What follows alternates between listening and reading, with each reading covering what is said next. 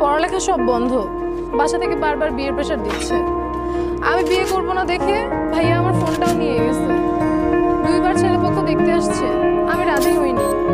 আজকে আমি অনেক কষ্ট করে লুকিয়ে তোমার সাথে দেখা করতে আসছি। তুমি কি বলছো, বিয়ে হয়ে যাবে মানে?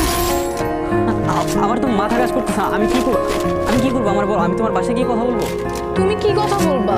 তুমি এখন স্টুডেন্ট। তাহলে আমি কি করবো? আমি তো কিছু বুঝতেছি না, আমার কি করার আছে আর?